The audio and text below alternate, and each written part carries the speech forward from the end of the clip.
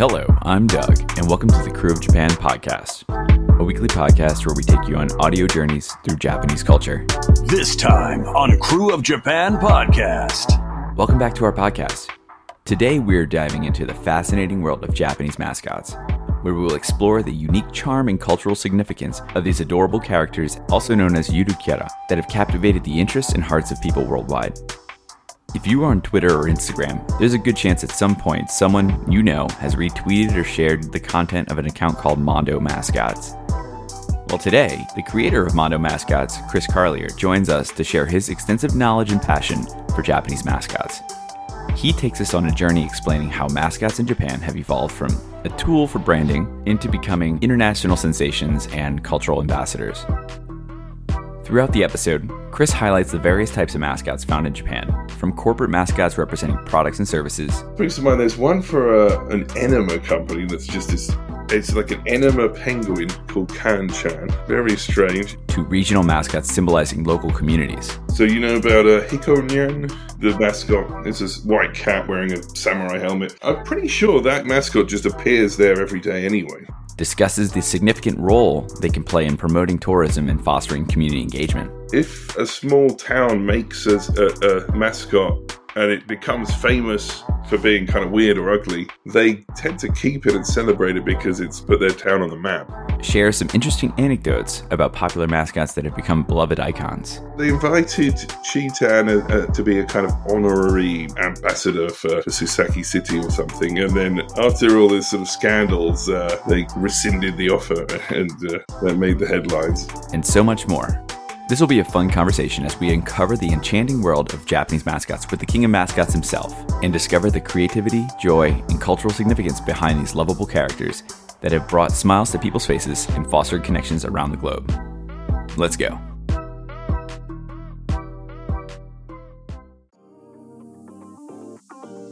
All right, and we're back with the podcast, and today I have, hey Jen, I'm not going to forget you this time. Hey, yeah, no, can't forget me. I'm your co-host, duh. We have Jen with us, and then we have our very special guest. I dare to say our resident expert on Japanese mascots and the owner of the Mondo Mascots Instagram and Twitter accounts. I'm sure. And website. And website. I'm sure you've seen their tweets or posts on social media somewhere. I'm sure someone's shared them onto your feed. Chris Carlier. Hi. Yeah, thanks for having me. So Chris, before we jump into the meat of today's conversation, we always start off with a New Orleans-based question since we're based out of New Orleans, and that is whether or not you have a connection to New Orleans. And if you do, what is that connection? And if you don't, what's the first thing that comes to mind when you hear New Orleans? Well, I don't know if it's a connection, but when I was new in Japan and I was broke all the time, I had a neighbor who was a nice lady from New Orleans who would occasionally cook for me and help me out. But I can't even remember her name, unfortunately, but she was quite nice. I remember she said she had once been the roommate of the daughter of Pat Morita from The Karate Kid. What? Yeah. That's all I can remember, yeah. That's a pretty awesome 7 degrees of separation, except it was a lot less than 7 there. Yeah. And I like some of the New Orleans mascots. What's the king cake baby?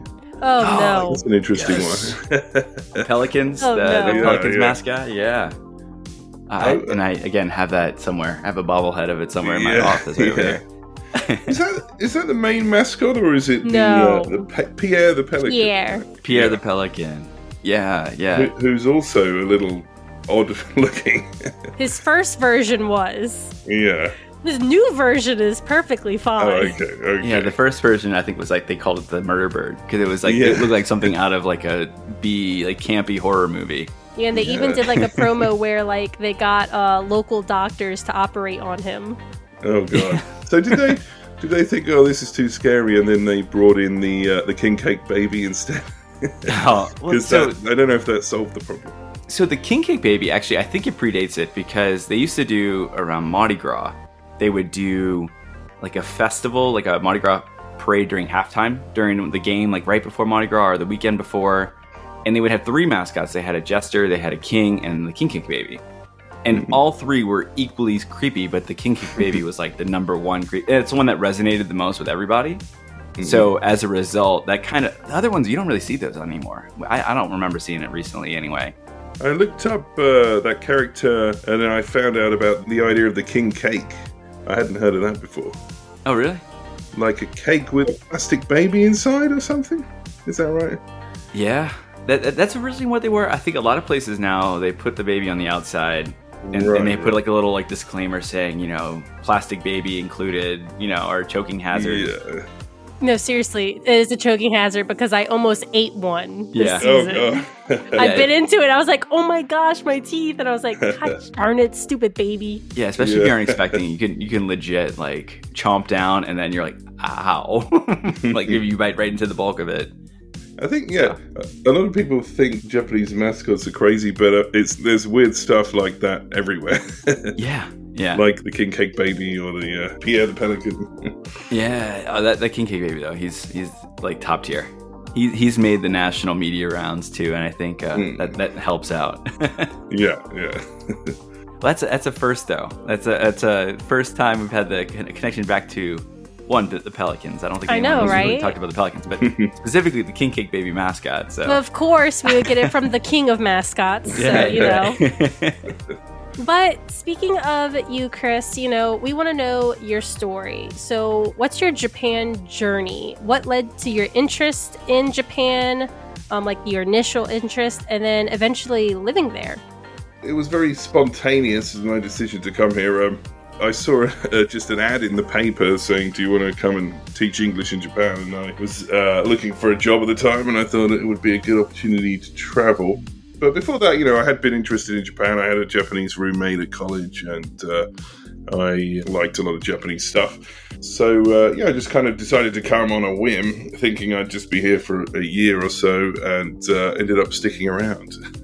What year did you come, if you don't mind me asking? 2002. Okay. So a long time ago, yeah. And around that time, there weren't many mascots around in those days, as in the physical costume mascots walking around. Oh, okay, really? The sports mascots were still around, but the ones for the regional mascots are kind of post-2010 thing. Oh, okay. And so how long were you teaching English for? But I still do sometimes, but quite a few years, yeah.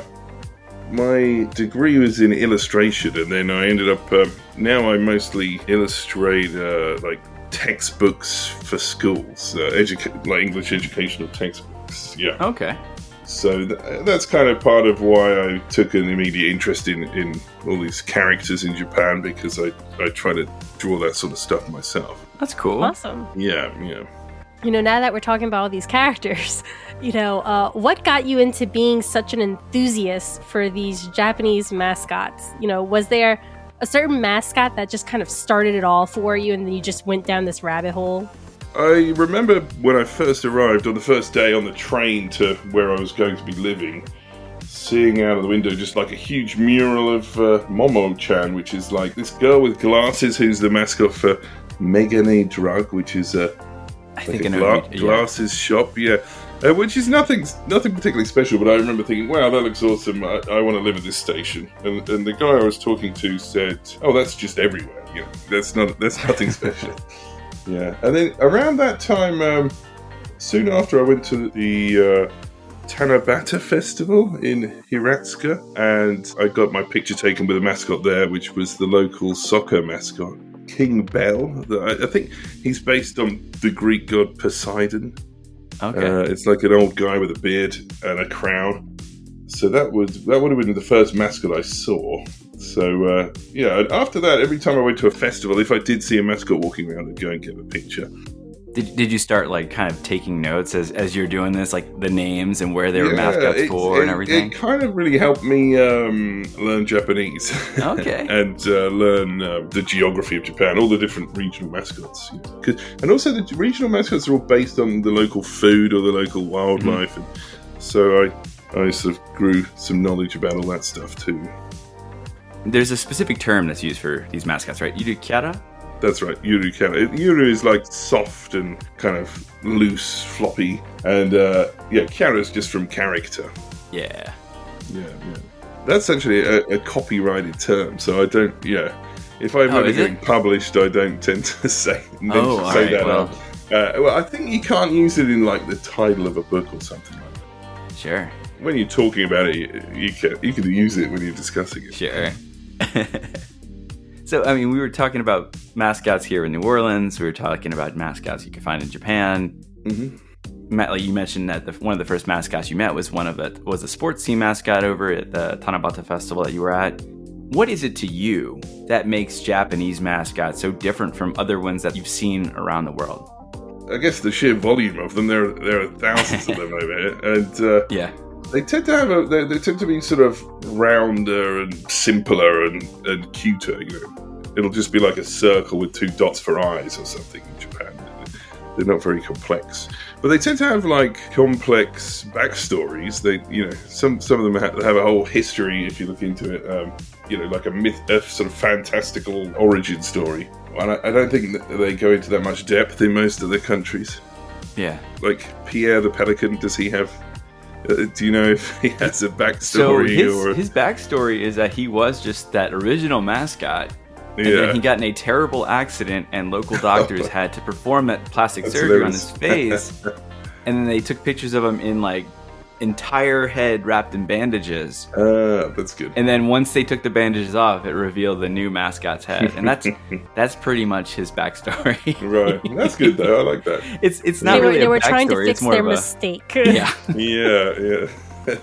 Honestly, though, I mean, not to sidetrack back to the Pierre the Pelican, it was such a unique mascot and so creepy and such like so terrifying that in hindsight it worked. It was so bad, it was good.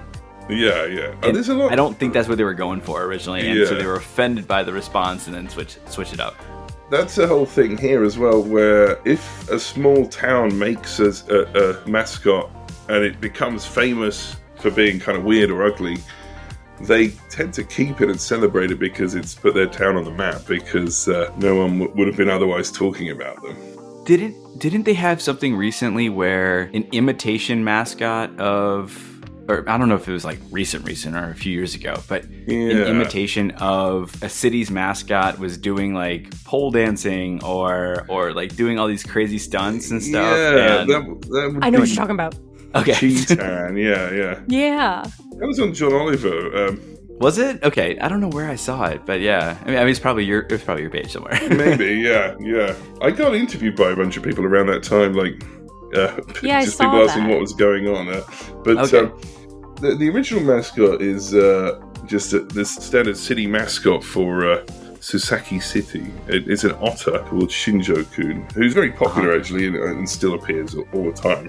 And then some people made a kind of unofficial mascot called Chiitan, who isn't really affiliated with anyone. And that character makes all these crazy stunt videos. And the original people got kind of mad and tried to sue Chiitan and didn't succeed, actually. So they both still exist. Okay. But for a while, they were appearing together. They invited Chiitan to be a kind of honorary ambassador for Susaki City or something, and then after all this sort of scandals, they kind of rescinded the offer, and that made the headlines. Yeah, Oh, but wow. the people on either camp, when I've attempted to talk to them, they're quite. They don't find it very funny. Well, yeah, It's like quite you were entertaining. saying, if things go good, they embrace it and they're like all in. But apparently, was it Chiitan? Is that what the name Yeah, was? Chiitan. Yeah. So I mean, they're doing the opposite. Like it's damaging their brand and their mascot's image by being kind of similar enough where people would say, Yeah. "Oh, isn't that town's mascot?" I think they paid the same designer to make it, so who doesn't own the rights to the original character. So I'm not sure. It's a bit of a minefield, the copyright law there. The true puppet master behind the scene was the designer. Yeah. He's like, ha, ha, ha. Yeah. Well, I mean, yeah, I guess he gets money from both. Like, Yeah. If he's not getting money from the original character, why not? Yeah, that's not an uncommon thing to have unofficial mascots for towns. Like, just a regular person can just make a costume and start walking around and saying they're the mascot of the town, even though no one's commissioned them to do it. Sure, you see that in New York with all the rip-off Mickey Mouses and Batman, Spider-Man, and all this stuff in Times Square. Yeah. But sometimes these people make their own original characters, and then they sometimes become really popular. And they become associated with the town nationally, even though no one ever asked them to do it. And they can make quite good money doing that, I think. Oh, I bet. Selling toys and t-shirts and things. Well, with all these mascots in Japan, what do you think is the purpose of having so many? Like, from each prefecture having their own to, like, businesses having their own mascots. Are they really a necessity? And why do they work so well in Japan? Well, I think there's been kind of a boom where it was fashionable to have a mascot for everything. I guess maybe that's slightly subsiding now. I'm not sure if it just feels that way because of the pandemic, but I'm not seeing quite as many these days. But I think it's just a form of branding, isn't it? Just a way of advertising your company or your town. Particularly if your company or town isn't known for anything, if it's really anonymous, getting a kind of wacky mascot will make people remember it. Sorry. Yeah, I know that for sure because when I was studying abroad in Kyoto, I was just walking the streets, just familiarizing myself with everything. And I remember passing a building and I was like, why does this building have like a cute little lion on the side of it? And it was a bank or something. Yeah. Then I like that. Like, my bank card has like an otter character on it. And I selected that one from the options because of the character. Yeah. They've got mascots for all sorts of things. Even like funeral homes have mascots. That's crazy. Wait, so a funeral home that you've seen a mascot for, what has the mascot been? There's one where it's like a big bear dressed as a funeral director. Okay. Very somber looking, wearing a black suit. Yeah. Oh, okay. So it's not like... Yeah, not like the Grim Reaper or something. Yeah, and there's medical procedures have mascots. Quite often, like, I'll post something online and people will say, what next? A mascot for a funeral home? And whenever anyone says something like that, I look it up and it usually does exist. Oh, really? Yeah. So you just, like, go and Google, like, funeral home. Like, start Googling different funeral homes and say, like, all right, by the way. There aren't many things that don't. Prisons have mascots. What? Yeah. And I think it's very sincere as well. They're not even joking. They think all the prisoners will rally around their mascot and support it. I mean, it's a bit dystopian. They take pride in their prison mascot. Oh my gosh. Yeah. I mean, I guess if I was in prison, I wouldn't object to there being a mascot. But that wouldn't be the biggest of my worries. I think. As you're getting released, they have a gift shop, and you can buy like the paraphernalia for your mascot. Yeah. Oh my goodness. Well, what would you say are some of the most popular mascots in Japan? And, what are their names and, what do they represent? Well, the evergreen ones, the most omnipresent one seems to be Kumamon. Maybe you know Kumamon? He is very popular. Has his own dance and song. Yeah, and he looks like a big black bear, but canonically isn't a bear. It's a kind of bear-shaped monster, a bear-shaped creature or something. I feel lied to. I thought it was a bear this whole time. Kumamon, probably. Yeah. Although in China they call it like Kumamon bear or something. So in China it is called a bear, but in Japan it isn't. But Kuma means bear, right? So it's like bear monster. Kumamon. But so Kumamon's the mascot for Kumamoto Prefecture and was created when the Shinkansen started going to Kumamoto as a kind of tourism campaign. But Kumamon, they will license that character to almost anybody for free. So if you started a tissue company and you wanted to put Kumamon on your boxes of tissues, they consider that free advertising, so they just say, sure, go ahead. And so, you go into the supermarket and half the things have Kumamon on them. It's kind of brilliant. I mean, like you're in Kumamoto, you are a static location. You can't change anything about where you are, but you have a presence literally across the country. Everyone sees it. They know that's from Kumamoto. They know that mascot. They know where it's from. So it kind of pulls you back. Yeah. And I think if you do go there, you can see Kumamon everywhere. I haven't been there yet, but there's a Kumamoto Square there where Kumamon appears on most days. So you can see Kumamon in the flesh pictures there. Or something. Yeah. That one's really big. Yeah, I see you're wearing a T-shirt of Domo-Kun. I am. I like Domo-Kun. Domo-Kun's the mascot for NHK, right?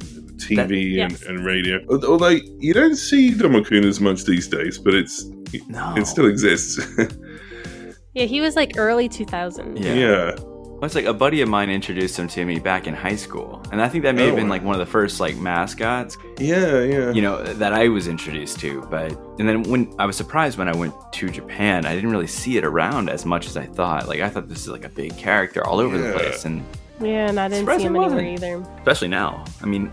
Well, it's closed now, but until a couple of years ago, they had the NHK studios in Shibuya. You could, if you went in there, there'd be a Domo-Kun dancing around every day. So you could go there and see him. Didn't they open a new NHK studio type place, or is it a museum or studio or something in the new tall, like super tall building right outside the station? Oh, maybe that might be. Yeah, that might be why the other place is closed. That might be the reason. Yeah. The only reason I'm asking, because I went, when I was in Japan last summer, I was in Shibuya, and I had just come out, and a friend of mine showed me that building, and I went in there just kind of like looking around, and I did notice they had like something NHK. I don't know exactly. I didn't have time to go really check it out. I don't know if that might have been temporary, but I'm not sure. Yeah.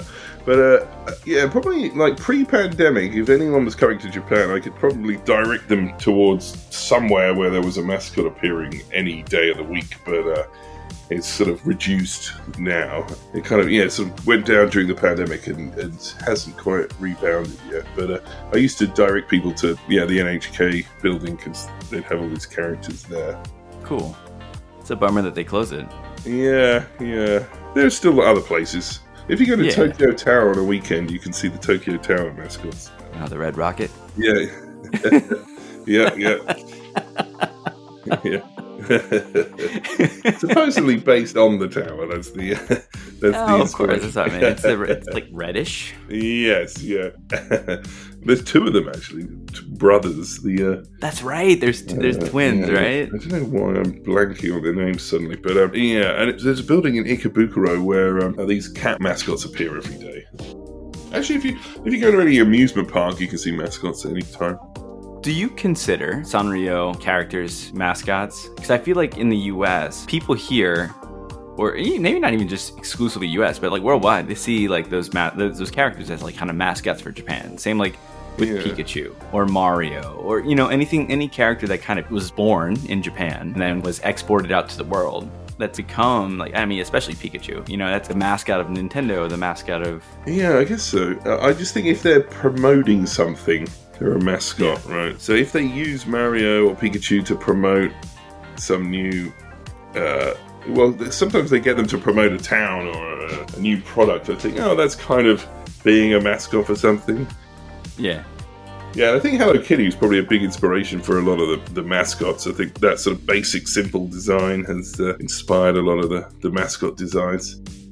When the Japan Olympics was announced, they brought out all those characters to kind of promote it. Right? So they were sort of acting as sports mascots kind of for that.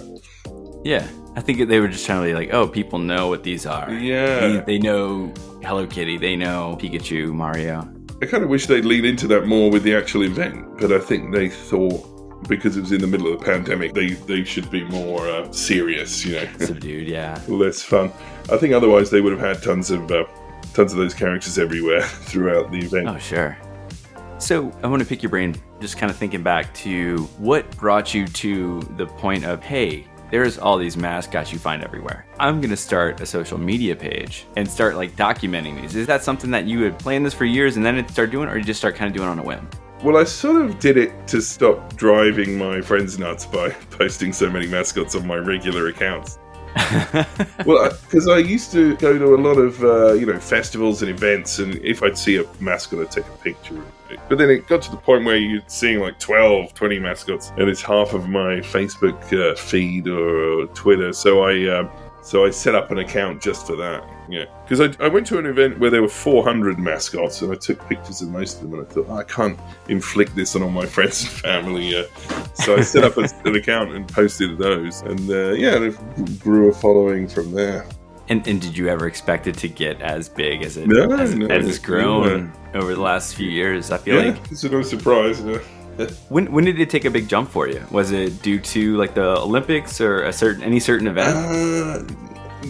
Usually if there's something like that, for example, that Chiitan incident, the mascot rivalry between the official and unofficial mascot. If any kind of mascot-related news story happens like that, people tend to get interested. Yeah, but occasionally I'll just post something and it randomly goes viral, and I can never really predict when that's going to happen. But, yeah. I went to that event with 400 mascots, and then I just sort of went through them, like looking up who they are and what they represent, and just posted them just as a kind of hobby. And then by the time I got to the 400th, I had a following, and I just carried on from there. Kind of picked up people along the way. Yeah. And that was actually the next question I was going to ask you. Like, how did you go about researching? But it sounds like you go to one of these big events. Mm-hmm. And then, if they had 400 characters, you're like, okay, I got 400 characters on this in my phone. Yeah, I'm gonna go look each one up now and see like the backstory or whatever. And some of them it was really hard to find the information. Like some of them are quite obscure, and I've got to do all that with kanji and everything. And so that's been good for my Japanese reading skills. But doing the research is kind of fun. It's a bit like bird watching or stamp collecting or something. Looking up all the nerdy details. That's part of the fun. It's kind of like Pokemon. Yeah. It's trying to catch them all. Very similar to when I walk around the park taking pictures of all the mascots. It's a bit like playing Pokemon Go, but like real. Wait, Pokemon Go isn't that real? Yeah. If they had the 3D kind of physical Pikachus walking around, it would be pretty much the same thing. Well, they occasionally have those parades, right, where there's like 8,000 Pikachus running down the street. That was fun. Yeah. That's crazy. 'Cause that's in the middle of summer as well. I'm surprised some of them aren't getting heat stroke. Those costumes have to have like little AC vents or something in there. I know, and then they make those Pikachus like dance and move around so much. Yeah. Oh my god. Well, all these mascots, they only ever appear for about 15 or 20 minutes at a time. So I guess it gets too hot and they have to take a break. You just brought me back to a repressed memory. In high school, I worked at a local pizza chain. Not local, it's a national chain, but pizza place called Chuck E. Cheese. Oh, yeah. And I had to dress up like Chucky wow. for birthday parties. Like when they would do, like, you'd have to come out and walk around and high five kids and kind of do like a birthday song and dance. You wouldn't actually sing, but you would do the dance and kind of like take pictures and stuff. So I completely forgot about that. You had first-hand experience of being a mascot. I didn't even know they had costumes there. I thought it was just the animatronic robots.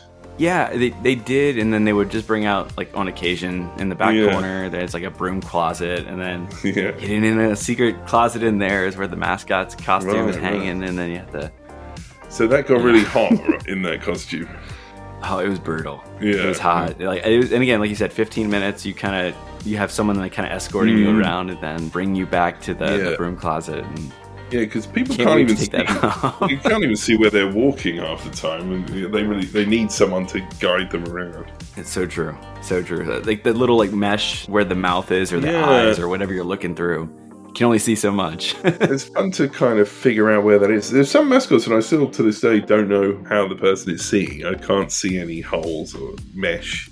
If someone gave you the opportunity to be a mascot and put on a suit, would you? Well, I'd probably try it once. But I mean, I'm kind of big, and I'm like 6'6". I don't know if they've got costumes in my size. What mascot would you be?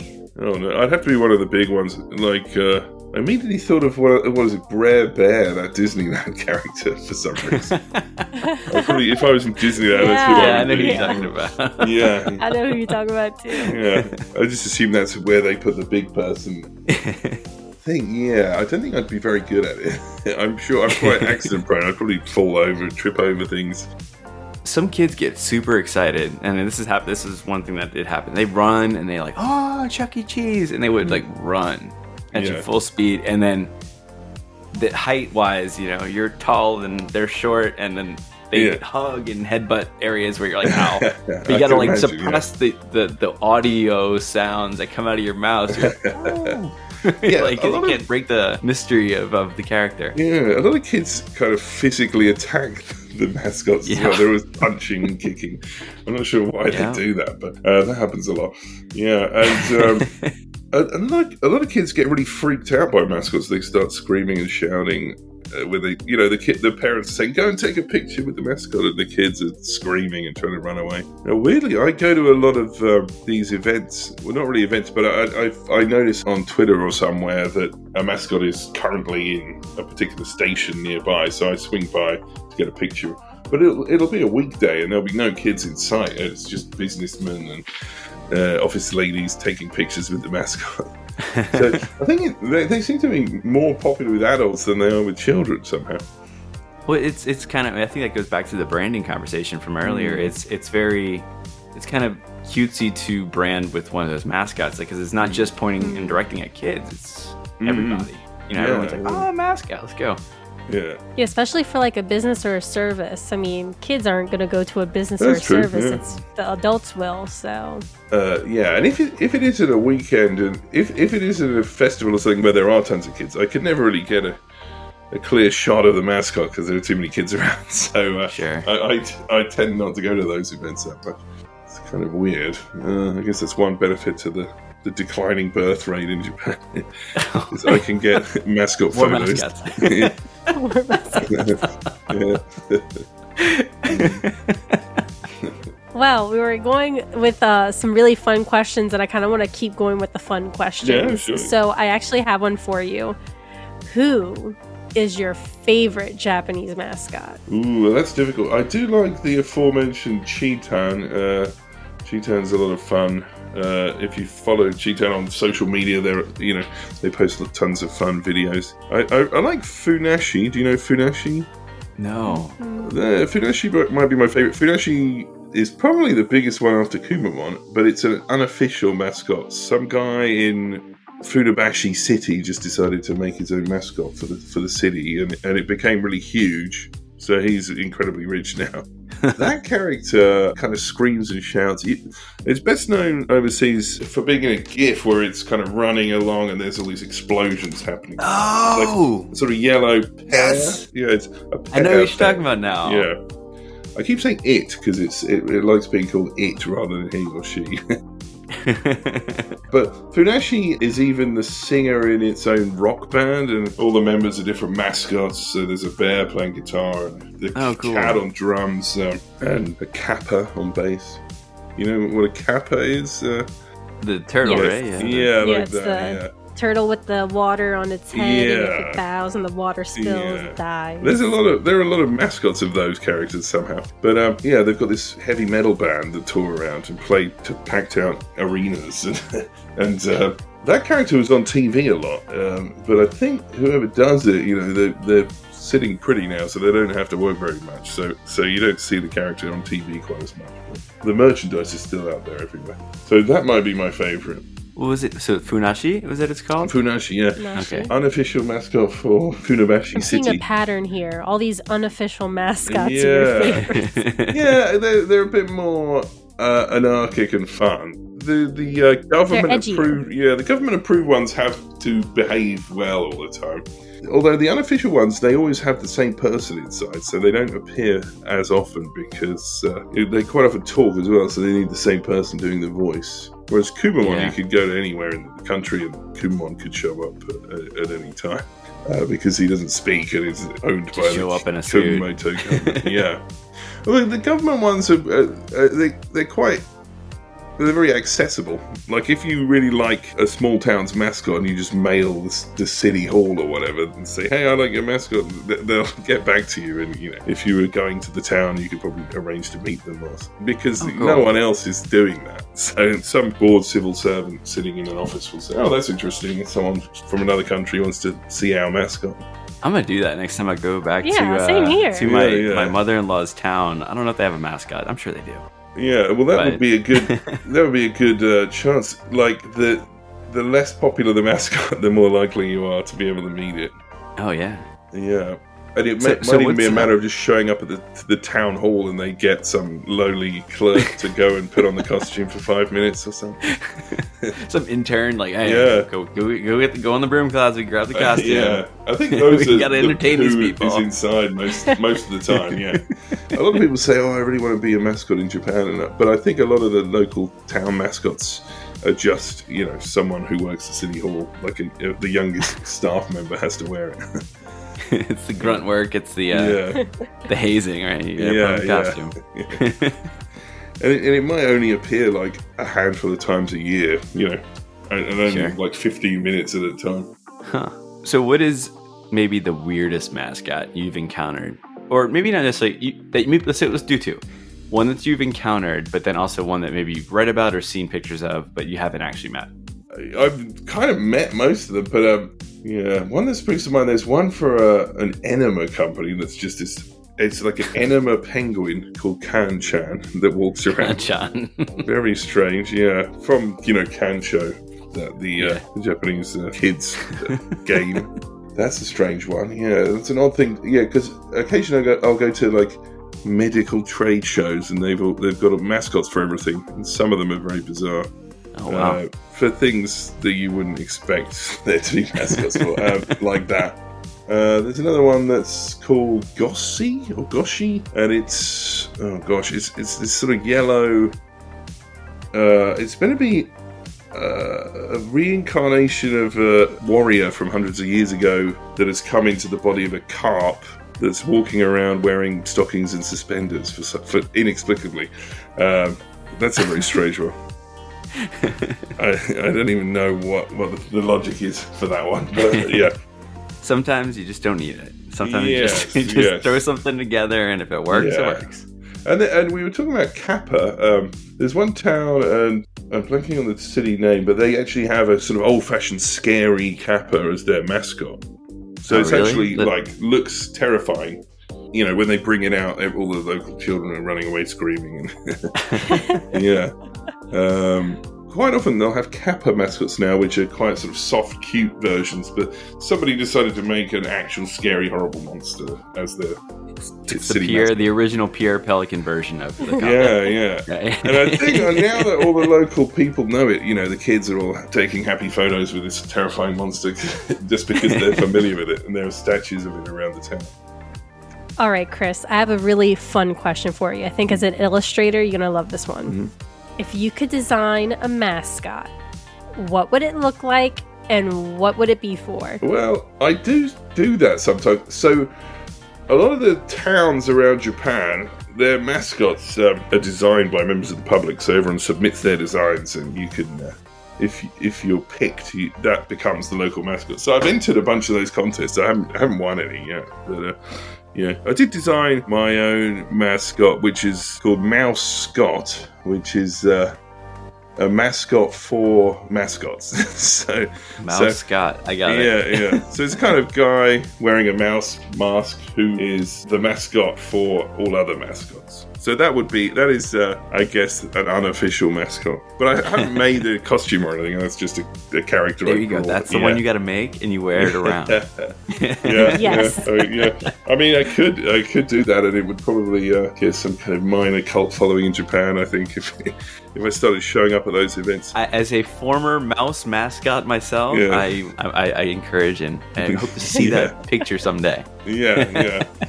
But, fingers crossed, I'd love to win one of those contests because it'd be fun to go to. Yeah, I hope you do too. Yeah. Jeez. It'd be fun to go to one of those towns and, see your own creation walking around at the local festival. That'd be awesome. And you leave your little thumbprint on a town. Yes. if you have to vote to pick the winner, I can just put it on my social media. I'm sure I'd do well if the opportunity came up. Flex your social media following muscles on them, yeah. But then again, if I post them more, I'm sure a lot of my followers would prefer someone else's cuter design, so it could backfire. It could hurt you in the end. You never know. Yeah. But, so you mentioned earlier that you find some festivals or different places, or maybe you go to a station or go to maybe medical trade shows. I'm sure not a lot of people don't want to go to those, but but like festivals are different places that you can go to find mascots. So if a visitor is traveling to Japan and they want to meet a mascot or see multiple mascots up close, how would you go about finding it? I know you mentioned calling City Hall and seeing you can see it at my work.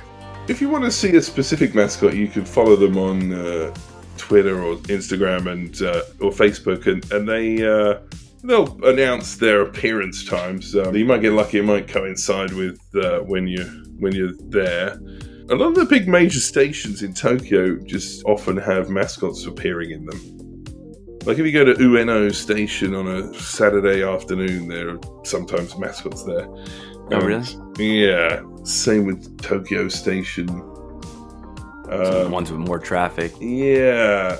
I mean, it's not guaranteed, but whenever I go to a mascot appearances, it seems to be in those sorts of places. And if you go to any amusement park, there'll be mascots there. And if you go to a festival. Yeah, I was about to say, did you go to that festival? I think it was last year. They had like a convergence of like mascots in Shikoku, maybe?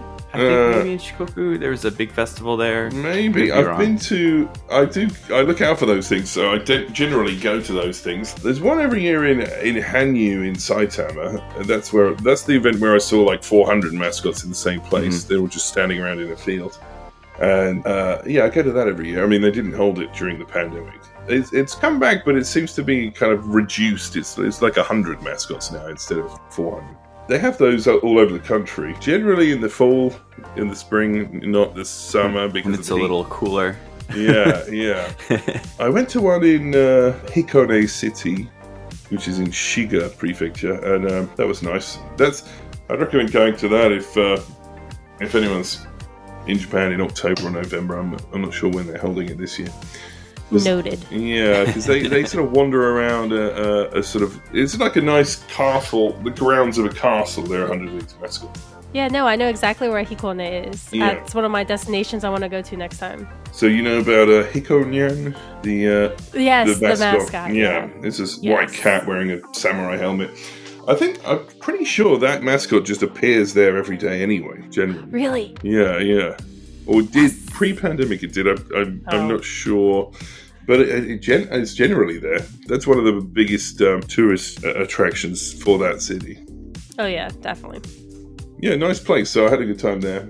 Noted. Yeah, I don't know. I don't get to travel often in October or September, so unfortunately, I don't know how often I'll be able to make it into those types of, especially those festivals occur in the spring and the fall. I'm usually when I do travel over there, I'm in the summer, so.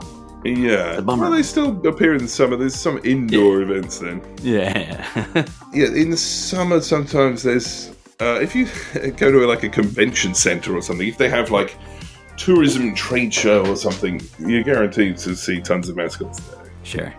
I don't think anyone's doing that except for me. They're just showing up at random trade shows because there might be mascots there. Why is this foreign guy showing up at this medical trade show? I show up with our like enema mascot. Yeah. Because I do just show up at like a pharmaceutical trade show and just wander around, and there always are dozens of mascots there. But people are looking like, what's he doing? I'm the only person not wearing a suit and just taking pictures with mascots.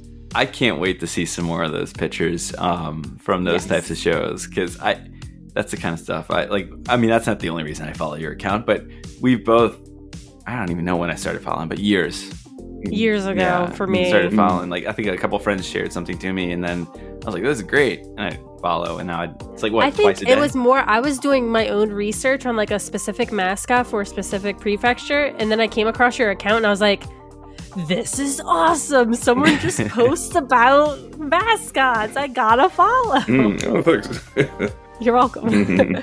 So before we wrap things up, I want to give you a chance just to kind of let our listeners know where they can follow you, whether it's social media, your website, any, upcoming projects that you're working on. By the way, you should totally write a book, a mascot dictionary or encyclopedia or something. It could be mascot decks to rip off Pokemon.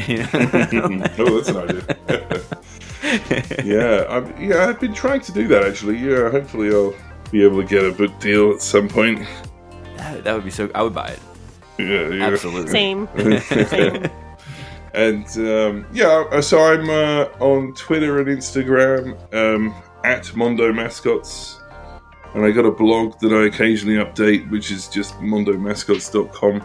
I got to start updating that more often. I took a pause during the pandemic because nothing was happening, but now I'm going to more events, so I've got more to write about. There you go. Yeah, so that's that. That's awesome. Well, we'll definitely link to that in our show notes, and Sure. when we share out the episode on social media, make sure we tag all your accounts and everything, so that way for the folks that are hearing about you for the first time, they can now follow you too and be inundated with these like crazy mascots daily. Mm-hmm. Oh, thanks.